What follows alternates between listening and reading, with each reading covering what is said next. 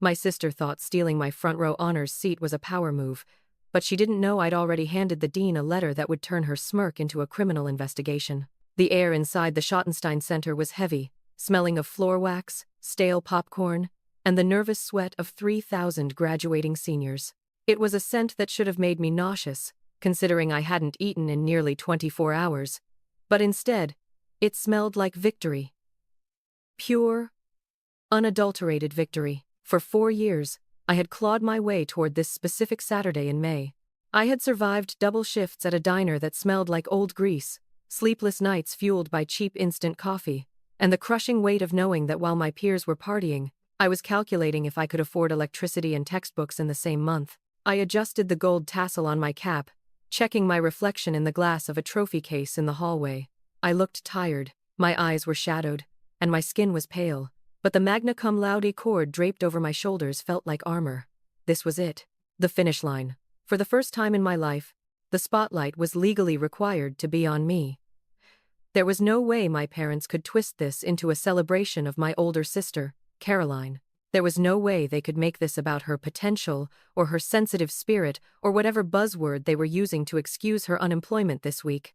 I took a deep breath, trying to calm the tremor in my hands. I needed this day to go perfectly. I needed to walk across that stage, shake Dean Whitmore's hand, and know that I had done it alone. Well, mostly alone. My mind flickered to the envelope I had slid across the mahogany desk in Page Hall 2 weeks ago. Dean Whitmore, a man with eyebrows like thunderclouds and a reputation for terrifying freshmen, had looked at me with confusion when I handed it to him. "For your eyes only, sir," I had said, my voice barely a whisper. "Before graduation begins." I pushed the thought away.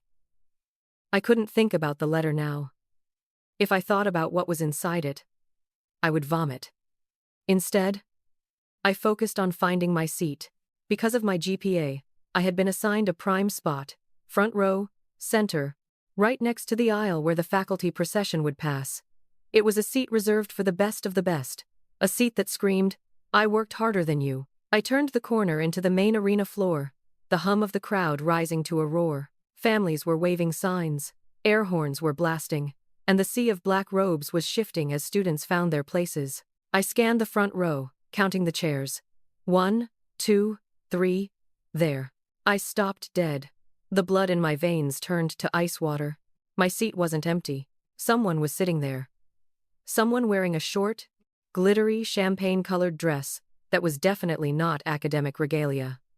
She had her legs crossed at the knee, one foot bouncing rhythmically, looking at her phone with a bored expression. It was Caroline. My breath hitched in a painful gasp. She wasn't even graduating. She had dropped out of community college 3 years ago because the professors didn't get her learning style, which was my parents' code for Caroline, refused to turn in assignments. Yet, there she was, sitting in the seat marked Riley Donovan, looking like she was waiting for bottle service at a club rather than a commencement ceremony.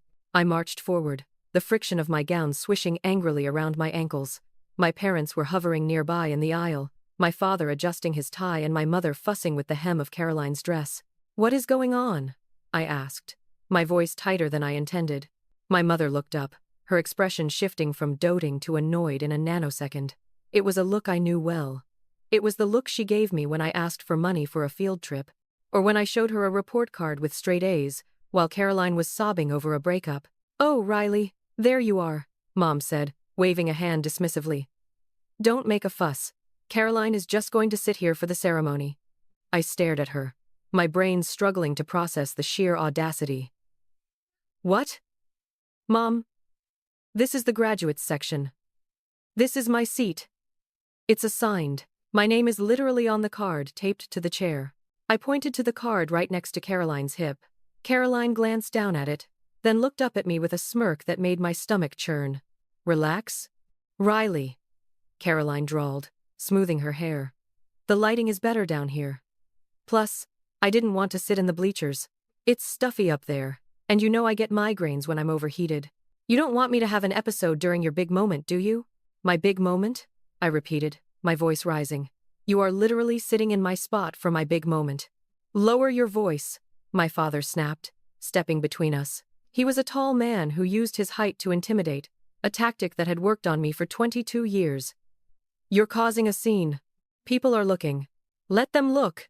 I felt tears prickling the corners of my eyes, hot and humiliating. Dad, I worked 4 years for this seat. I worked 2 jobs. I studied while you guys took Caroline to Cabo to find herself. I earned this. She needs to move. She fits the aesthetic better down here, Riley, my mother said, as if she were discussing throw pillows rather than her daughter's dignity. Look at that dress. It's stunning. You're just wearing that black robe. It doesn't matter where you sit. No one can see you anyway. The cruelty of it was so casual, so practiced. To them, I was just a prop in the Caroline show. I was the background character who was supposed to be grateful for a few lines of dialogue. I'm not moving, Caroline said, crossing her arms. Mom said I could sit here. Go find a folding chair in the back or something. You'll still get called up to the stage. It's not a big deal. It is a big deal, I insisted, my hands balling into fists. Riley, my father warned, his voice dropping to a growl. Don't be selfish. Your sister has had a hard month with Josh breaking up with her. She needs a pick-me-up. Let her have this. Don't ruin the day with your jealousy. Jealousy. The word hung in the air, heavy and toxic. They thought I was jealous. They thought I wanted to be Caroline, spoiled, aimless, and cruel. They had no idea. I didn't want to be her. I wanted justice. And looking at them now, my mother fixing Caroline's hair, my father checking his watch, Caroline smirking like she had won a prize she didn't earn, I realized that justice was coming sooner than they thought. I looked at the stage. Dean Whitmore was walking up the steps to the podium. He adjusted the microphone, the sound booming through the arena, silencing the crowd. He looked serious. He looked like a man on a mission. I looked back at my family. They were so confident in their power over me. They thought this was just another Tuesday where Riley folds and Caroline takes. Fine, I said, my voice suddenly calm, terrifyingly calm. My mother let out a relieved sigh. See? Was that so hard? You're such a good girl, Riley. Always so adaptable. I'll find another seat, I said, stepping back. Good choice, Caroline chirped, pulling out her phone to take a selfie in the honor seat. You're the best, Riles. I turned and walked away, moving toward the side of the stage where the other honor students were looking at me with confusion and pity. But I didn't need their pity. As I leaned against the side railing, watching my sister pose in the seat I had bled for, a cold, hard smile touched my lips. My father was right. Today was important, but not for the reasons they thought. Dean Whitmore tapped the microphone twice. Thump, thump. Ladies and gentlemen, families and graduates, his voice echoed, deep and commanding. Please take your seats. We have a lot to discuss this morning. My mother sat down in the second row behind Caroline, beaming with pride at her beautiful, stolen daughter. Caroline waved at a friend, glowing in the spotlight that wasn't hers.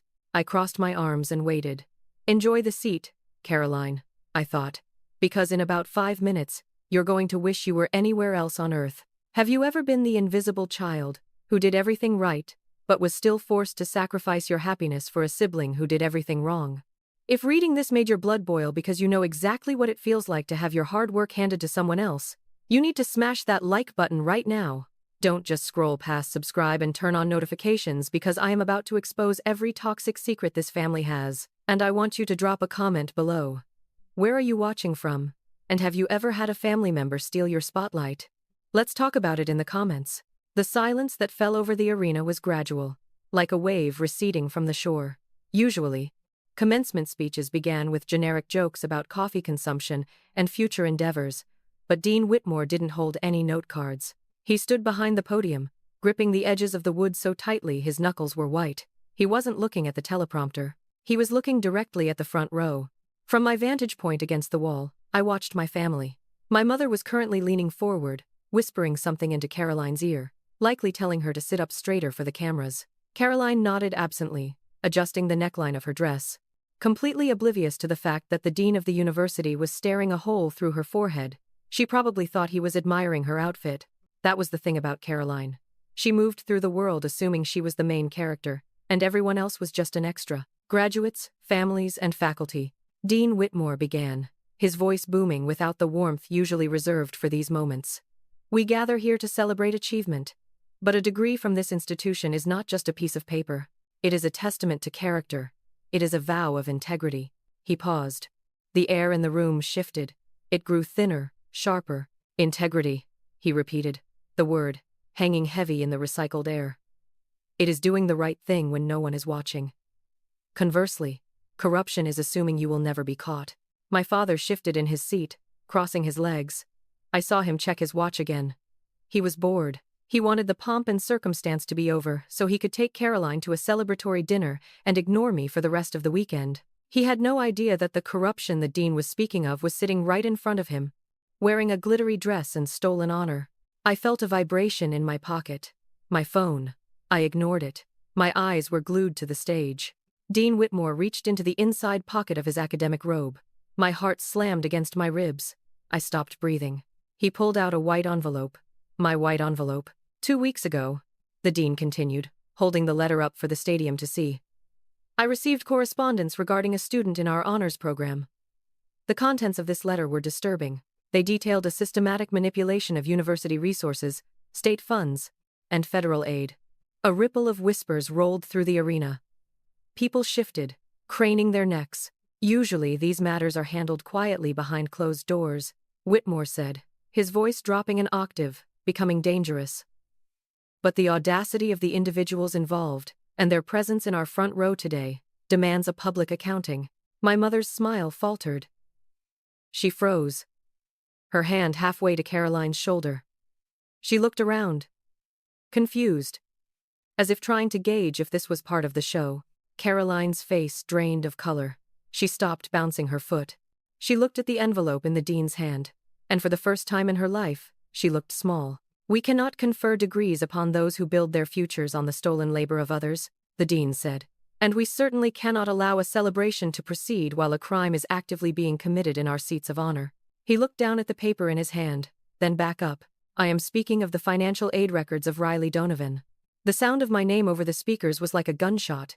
Every head in the front section turned. My father's head snapped up. My mother gasped, her hand flying to her mouth. And Caroline? Caroline stopped breathing. I pushed off the wall, standing tall. The game was over. The trial had begun. The name Riley Donovan echoed through the massive arena, bouncing off the rafters and settling like dust over the stunned crowd. For a heartbeat, nobody moved. It was as if the entire stadium had been paused by a remote control. My mother was the first to break the paralysis. She stood up abruptly, her handbag slipping from her lap and hitting the floor with a dull thud.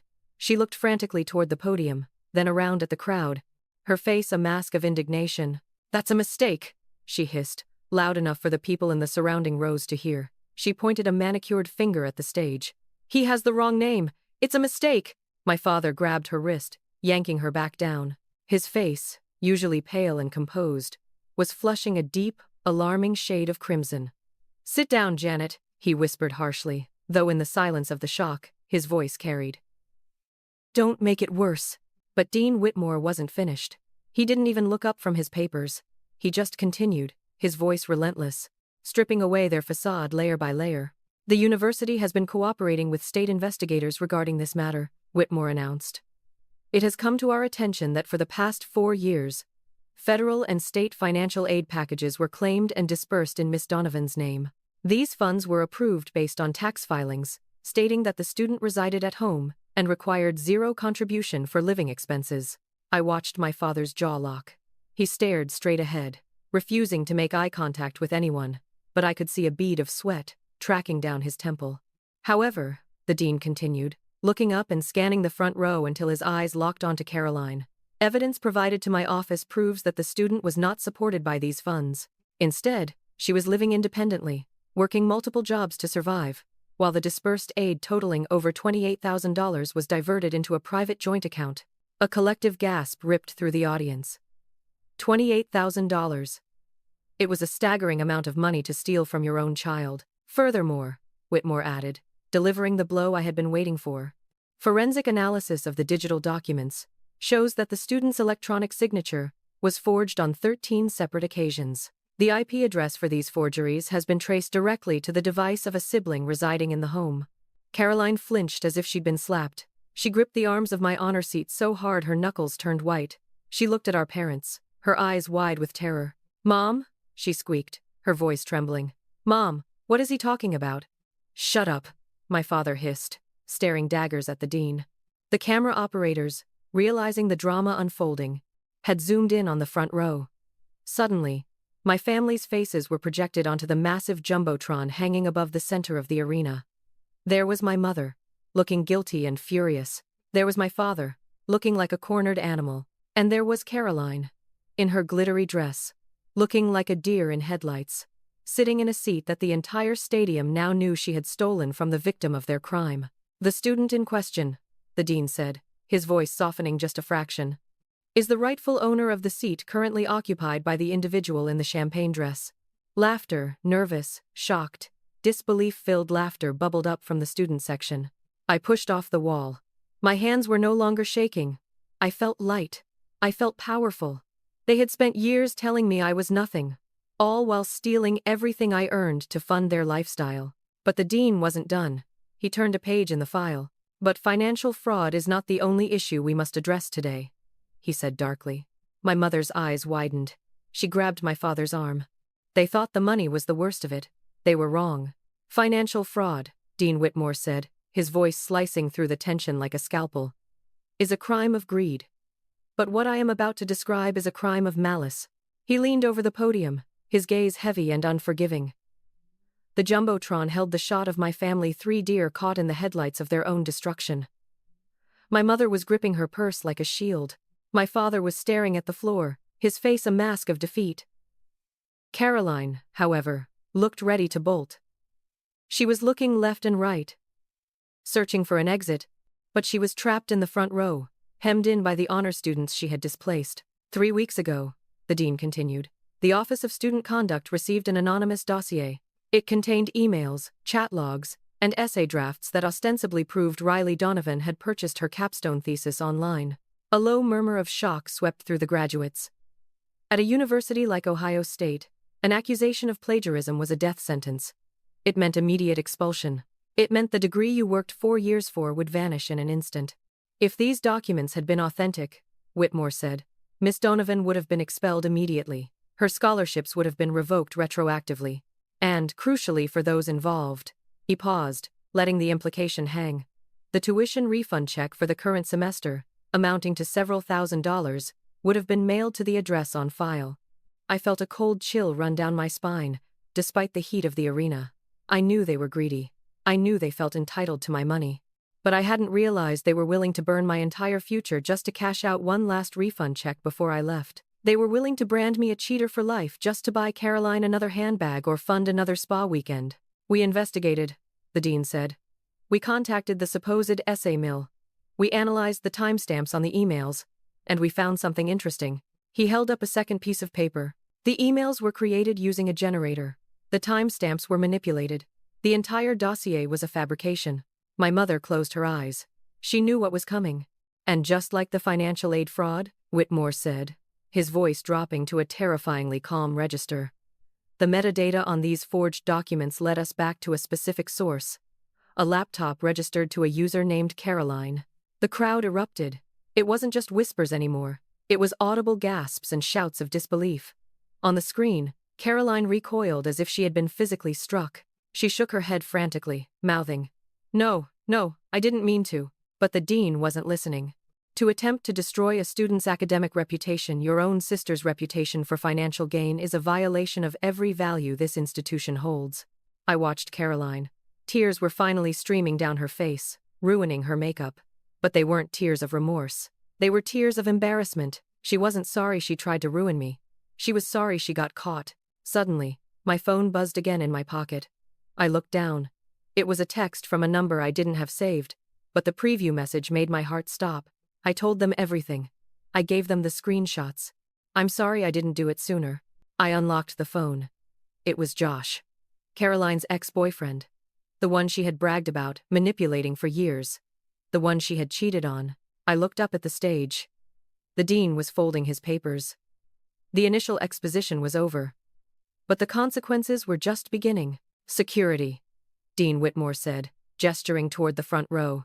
Please escort the individual in the honor seat out of the arena. 2 security officers, wearing stern expressions and bright yellow event staff windbreakers, stepped out from the shadows of the tunnel. They moved with a purpose that made the air in the front row crackle with static. They weren't campus police. They were the kind of heavy-set men usually reserved for handling aggressive football fans at the 50-yard line. Caroline finally moved. She scrambled backward, pressing her spine against the plastic backing of the chair, gripping the armrests like a toddler refusing to leave a high chair. "No," she whimpered, her voice pitching up into a panic. "I'm not doing anything. I'm just sitting here. You can't kick me out for sitting." My mother lunged across the aisle, grabbing the forearm of the nearest guard. Her face was twisted into a snarl that I had seen directed at waitstaff and customer service representatives 1,000 times before. "You cannot touch her. This is harassment. Do you know who we are? This is a misunderstanding. My daughter has anxiety. She cannot be manhandled." "Ma'am, step back," the guard said. His voice was flat, professional, and completely uninterested in her outrage. He gently but firmly removed my mother's hand from his arm. "Miss," he said to Caroline, "you need to come with us. Now." "I can't," Caroline shrieked, her composure shattering completely. "Everyone is looking. My dress." "They certainly are looking," Dean Whitmore said from the stage, his amplified voice cutting through the chaos. "And they are waiting for our actual honor graduate to take her place." The guard reached down. He didn't grab her roughly, but there was no room for negotiation in his grip. He took her arm. Caroline tried to jerk away, her champagne sequins flashing under the arena lights as she flailed. It was pathetic. It was the tantrum of a girl who had never been told no in 24 years. "Get off me!" she screamed, her heels scraping against the concrete floor. She looked desperately to her right. Dad, do something! Tell them!" My father did do something. He turned his head away. He lifted his hand, shielding his face from the camera crews, effectively hiding his identity while leaving his favorite daughter exposed. He was cutting his losses. He knew the ship was sinking, and he wasn't going to drown with her. The look of betrayal on Caroline's face was clearer than the high-definition image on the Jumbotron. Her mouth fell open, a silent gasp of horror escaping her lips. The guards hoisted her up. She stumbled, unable to find her footing in her heels. As they marched her up the aisle, away from the stage, away from the honor she had tried to steal, a sound started in the back of the arena. It was a slow clap, then another, then a whistle. Suddenly, the stadium erupted. It wasn't polite applause. It was a roar. Students were cheering. Parents were clapping. They weren't clapping for her exit. They were clapping for the justice of it. They were clapping because everyone, deep down, hates a cheater. As Caroline disappeared into the dark tunnel, sobbing loudly, my mother stood alone in the aisle, trembling with a mix of rage and humiliation. She looked up at the stage, then turned her burning, hateful gaze toward the side wall where I was standing. Dean Whitmore cleared his throat, silencing the room once more. "Riley Donovan," he said, and this time, his voice was warm. "Please come take your rightful seat." The walk from the side of the arena to the center aisle felt like walking across a tightrope suspended over a canyon. My heart was hammering a frantic rhythm against my ribs, but I forced my chin up. I wouldn't scurry. I wouldn't rush. I had spent 4 years running myself ragged to please people who saw me as nothing more than a bank account to be drained. I was going to take my time walking to the finish line. The students in the rows I passed smiled at me. A girl with braids whispered, "You got this," as I brushed by. A guy in the second row gave me a subtle fist bump. It was surreal. For years, my family had gaslit me into believing I was the problem, the difficult one, the selfish one, the one who didn't fit in. But here, in this massive hall of strangers, I was seen, I was validated. I reached the front row. My father was still sitting, his posture rigid, staring intently at a scuff mark on the floor as if it contained the secrets of the universe. He was a coward. He couldn't even look me in the eye. He was the one who had signed the tax forms, the one who had likely spent my financial aid on the golf clubs he needed for networking. Yet he let my mother and sister take the public fall. My mother, however, was not hiding. She was standing right at the edge of the aisle, blocking my path to the empty chair. Her face was pale, her makeup settling into the deep lines around her mouth, which was pulled into a tight, hateful grimace. She didn't look like a mother proud of her graduating daughter. She looked like a predator whose trap had just snapped shut on empty air. As I moved to step around her, she leaned in. The scent of her expensive perfume bought, no doubt, with money that should have paid for my meal plan, clogged my nose. "You really think this ends here?" she hissed, her voice low and venomous. vibrating with suppressed rage. "You think you can embarrass us like this and walk away? You ungrateful little brat!" "We made you." I stopped. The old Riley, the one who desperately wanted her approval, the one who would apologize for taking up space, would have flinched. She would have cried. She would have begged for forgiveness. But that Riley died the moment I saw Caroline in my seat. I looked my mother dead in the eye. I didn't whisper back. I didn't argue. I didn't say a word. I just looked at her with a cold, hollow indifference that seemed to unsettle her more than any scream could have. I let her see that her words didn't land. They just bounced off the armor I had built. I stepped around her, my gown brushing against her stiff designer jacket, and moved to the empty chair. It was still warm. The thought made my skin crawl slightly, a physical reminder of Caroline's entitlement, but I sat down anyway. I smoothed my robe. I adjusted my cap. I placed my hands on my lap, right where Caroline's hands had been gripping the armrests moments ago. I looked up at the stage. Dean Whitmore was watching me. He gave a single, imperceptible nod. It wasn't a smile, but it was a salute. "Thank you," he said into the microphone, his voice signaling the end of the interruption. "Now, let us proceed with the conferring of degrees." The band struck up a triumphant march. The tension in the room broke, replaced by the rhythmic procession of the ceremony. But as the names began to be called, I sat in the front row, staring straight ahead, acutely aware that my mother was still standing in the aisle behind me, breathing down my neck. She was right about one thing. It didn't end here, but she was wrong about how it would end. She thought this was just a family spat. She didn't know about the man in the gray suit waiting for me backstage. She didn't know that, while she was worrying about her reputation, I was preparing to testify. When they finally called my name, Riley Marie Donovan, magna cum laude, the sound was different than it had been for anyone else. For the others, the applause was a wall of noise, a generic celebration. For me, it felt specific. It felt vindicating. I walked across the stage, my legs trembling not from fear, but from the adrenaline crash. I could feel the eyes of thousands of people on me. The girl whose family drama had just been broadcast on the Jumbotron. But I didn't look down. I looked straight at Dean Whitmore. As I reached him, he extended his hand. His grip was firm, dry, and reassuring. He handed me the diploma cover, the empty leather folder that symbolized the paper I'd actually receive in the mail, and leaned in close. "The side exit," he murmured, barely moving his lips. "Mr. Henderson is waiting for you there. Don't go into the lobby." "Thank you," I whispered back. I walked to the other side of the stage, moved the tassel from right to left, and descended the stairs. I didn't return to my seat. I didn't look for my parents in the crowd. I knew exactly where they would be, waiting at the main tunnel, ready to ambush me the second the recessional music ended. They would have the car running. They would try to force me inside, drive me back to that cramped townhouse, and scream until I recanted everything. They would threaten me, guilt me, maybe even try to physically intimidate me into signing a statement saying it was all a misunderstanding, but I wasn't going to give them the chance. The ceremony concluded 20 minutes later. As the final notes of the alma mater faded and the graduates threw their caps into the air, a sea of black mortarboards blocking out the arena lights, I ducked. While my classmates hugged and took photos, I weaved through the chaos, heading toward the black curtain Dean Whitmore had indicated. I slipped behind the heavy fabric, the roar of the crowd instantly muffled. The backstage area was cool and quiet, smelling of concrete and electrical equipment. Standing near a stack of folding chairs was a man in a gray suit. He wasn't security. He didn't look like a professor. He looked like the kind of man who did paperwork that put people in prison. He held a briefcase in one hand and checked his watch with the other. "Riley Donovan?" he asked, looking up. His voice was gravelly and neutral.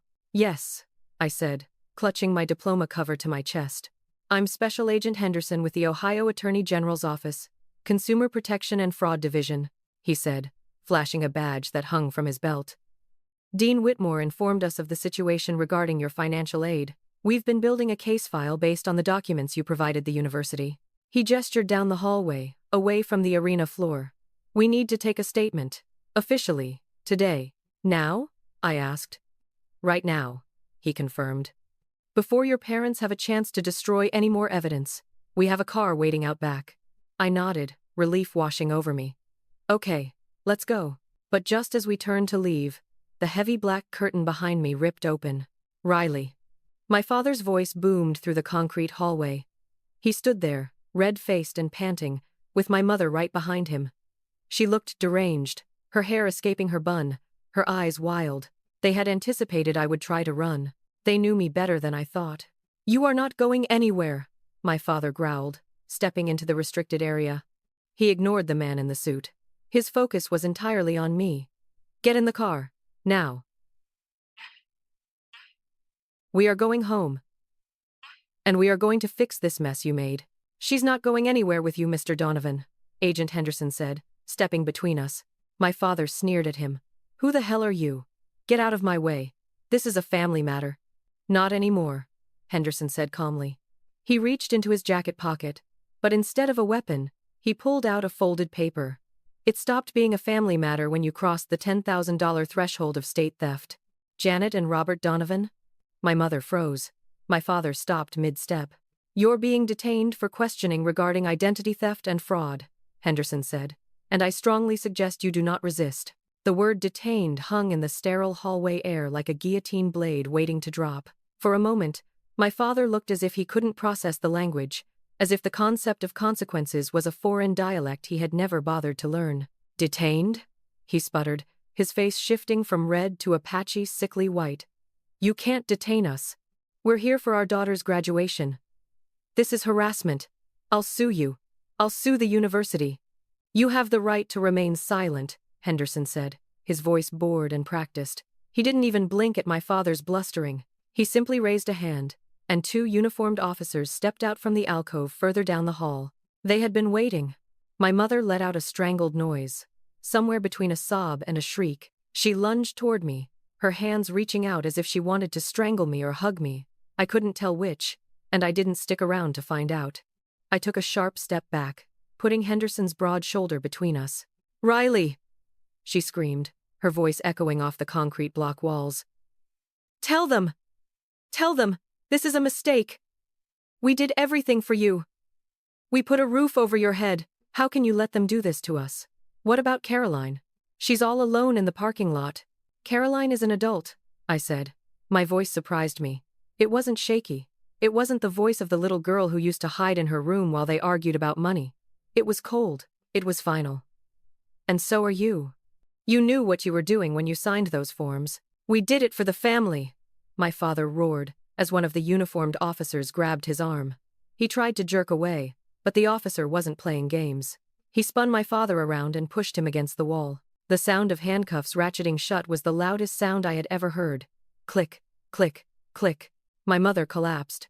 She didn't faint, she just crumpled, sinking to her knees in her expensive dress, sobbing hysterically. "My baby," she wailed, but she wasn't looking at me. She was looking at the floor, mourning the life she was losing. "We're going to lose the house. Robert, do something." "I can't believe you," my father spat over his shoulder as the officer hauled him upright. He looked at me with pure, unadulterated hatred. "You ungrateful, spiteful little—" "That's enough," Henderson cut in sharply. He nodded to the officers. "Take them to the squad cars out front. Separate vehicles." I watched as the people who had raised me, the people who were supposed to protect me but had instead preyed on me, were marched down the hallway. My mother was being half-carried, her heels dragging, while my father walked with his head down, finally silenced by the reality of the steel cuffs digging into his wrists. They turned the corner and disappeared. For the first time in my life, the silence that followed didn't feel lonely. It felt clean. Agent Henderson turned to me. His expression softened, just a fraction. He looked less like a Fed, and more like a father for a second. "You okay, kid?" he asked gently. I took a deep breath, inhaling the smell of dust and old concrete. It smelled like freedom. "I think so," I said. "I think I'm actually okay." "Good," he said, gesturing toward the back exit door where bright sunlight was spilling through. "Let's get you out of here. We have a lot of paperwork to go through, and I have a feeling your sister is going to be blowing up your phone any second." He pushed the door open. The warm May air hit my face. "Let her call," I said, stepping into the sun. "I'm not answering." The interrogation room wasn't like the ones in the movies. It was small, painted a depressing shade of beige, and smelled faintly of stale coffee and sanitizer. But to me, sitting there with a styrofoam cup of water in my hands. It felt like a sanctuary. Agent Henderson sat across from me, a thick file folder open between us. He had been typing on his laptop for the last 10 minutes while I sat in silence, processing the image of my father in handcuffs. "All right," Henderson said, finally closing the laptop. He leaned back in his chair, the springs creaking. "Here's the situation. With the evidence you provided, plus the testimony we've already secured from your sister's ex-boyfriend, Joshua, we have a slam-dunk case for identity theft, wire fraud, and grand larceny." He tapped the file. "Your parents were aggressive. They took out loans in your name that you didn't know about, Parent Plus loans, private loans, you name it. They funneled the refund checks into a joint account that only they accessed. They used your social security number to open 2 credit cards to build your credit, which they then maxed out and defaulted on." I felt sick. I knew about the financial aid checks. I didn't know about the credit cards. "How much?" I whispered. "Total liability?" Henderson grimaced. "Close to $60,000. I gasped, dropping my head into my hands. "I'm going to be paying this off until I die. I can't. I just graduated. I have nothing." "No," Henderson said sharply. "You won't be paying a dime." I looked up. "Because you reported it," he explained, his voice firm. "Because you cooperated and we can prove fraud, the debt isn't yours. It belongs to the perpetrators. We are initiating the process to have your credit wiped clean. The loans will be discharged or transferred to your parents as part of their restitution. You are walking out of here with a clean slate, Riley. 0 debt, 0 bad credit." Tears welled up in my eyes. Real tears this time. The weight that had been crushing my chest for 4 years, the fear of the future, the financial suffocation suddenly vanished. I was free. I was actually free. My phone buzzed on the metal table. It was the 10th time it had vibrated in the last hour. Henderson glanced at the screen. "Caroline?" "Yeah," I said. "You don't have to answer that," he said. "In fact, I'd advise against it. She's likely a co-conspirator, even if we haven't charged her yet." "I know," I said. I picked up the phone. I didn't answer the call, but I saw a voicemail notification pop up.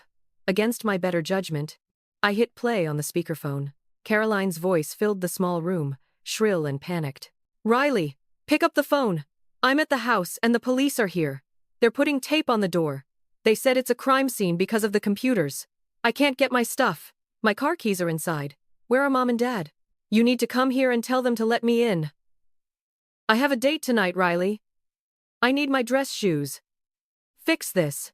The recording ended. I stared at the phone. Even now, with our parents in jail and the house being raided, her biggest concern was her dress shoes. She didn't ask if I was okay. She didn't ask about the charges. She just wanted me to come fix it, like I always did. "She really doesn't get it, does she?" Henderson asked, shaking his head. "No," I said softly. "She doesn't." I tapped the screen. Block caller. Then I opened my contacts list. I scrolled to Mom and Dad. Block. Block. I set the phone back down on the table. It was silent. "So," I said, looking at Henderson. "What happens now?" "Now?" Henderson stood up and offered me a hand. "Now, you go live your life. We have everything we need. You might have to testify in a few months.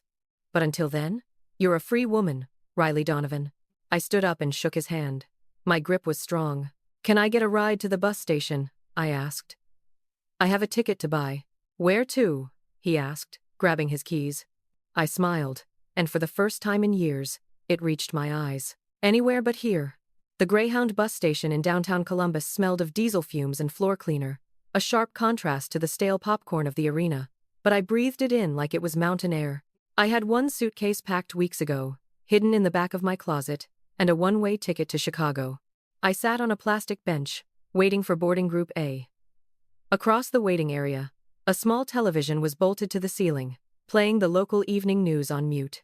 Suddenly, the screen changed. My breath hitched. It was a photo of my parents.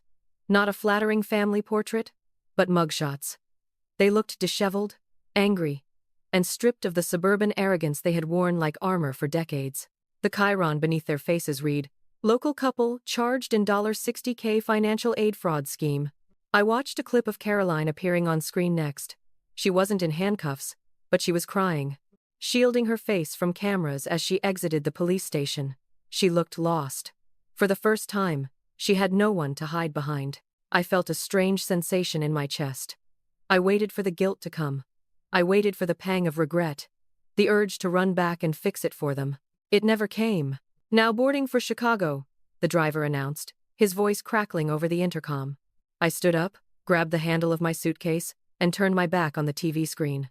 I walked through the sliding doors and climbed onto the bus. I found a window seat, an unassigned one I chose for myself, and watched as the Columbus skyline began to fade into the distance. 1 year later, the view from the 22nd floor of the marketing firm in downtown Chicago was breathtaking. Lake Michigan stretched out like a sheet of blue glass, reflecting the summer sun. "Riley?" I spun around in my swivel chair. My boss, a sharp woman named Elena who valued hard work over pedigree, was leaning against my doorframe. "The team is heading out for happy hour to celebrate the new account," she said, smiling. "You coming?" "I'll catch up," I said, returning the smile. "Just need to finish this email." "Don't stay too late," she warned kindly. "You've earned a break." She left, and silence settled over my office. My office. It wasn't huge, but it was mine. I paid the rent on my apartment with my own money. I bought my own groceries. My credit score was recovering, thanks to Agent Henderson's meticulous work. I looked down at my phone. I had a notification from a blocked number in the spam folder. The preview read, "Riley, please. Mom is up for parole hearing next month and she wants a letter of character." I didn't finish reading it. I didn't feel a spike of adrenaline anymore. I just felt indifferent. I deleted the message. Then, I permanently cleared the blocked messages folder. I swiveled my chair back toward the window, looking out at the city that didn't know my name, as the girl whose sister stole her seat. Here, I was just Riley. I was successful. I was free. I leaned back, resting my head against the ergonomic mesh of my office chair. It was comfortable. It was sturdy. And most importantly, on the little nameplate on the door, it said, "Riley Donovan." I closed my eyes and smiled. It was the best seat in the house,